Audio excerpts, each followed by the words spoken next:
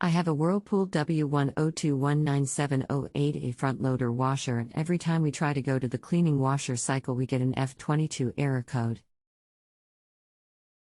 It is my understanding that is a door code, but the door indicates lock and this F22 code only occurs during this cycle and no others. I have tried rebooting the washer by pulling the plug and the resetting, which has proven ineffective. Any ideas? Hello. My name is. I'll be helping you with your appliance question today. Please wait a few moments while I review your question. The number you have listed is a part number, not the model. Do you happen to have the model located on a sticker just inside the doorway? WFC 7500 BWZ. Did you get my model number? I did, I'm just pulling it up still. Sorry about the delay.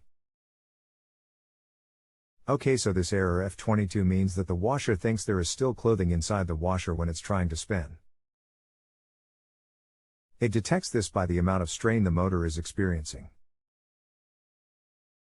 That means that if you can open the door and the basket still spins, isn't locked up by something jamming it, the bearing on the back of your washer is going out and creating more friction than intended, or the motor itself is going back and straining more than it's supposed to.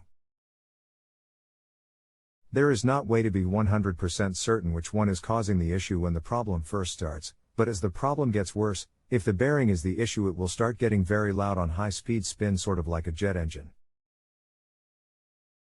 That would let you know that the main bearing and seal would have to be replaced. Otherwise, if the spin doesn't get noisier over the next couple months, it means that your motor would need to be replaced. We are on the honor system here.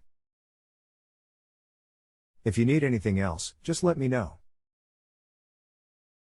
You can continue asking follow-up questions at no additional charge after rating my service if you still need assistance.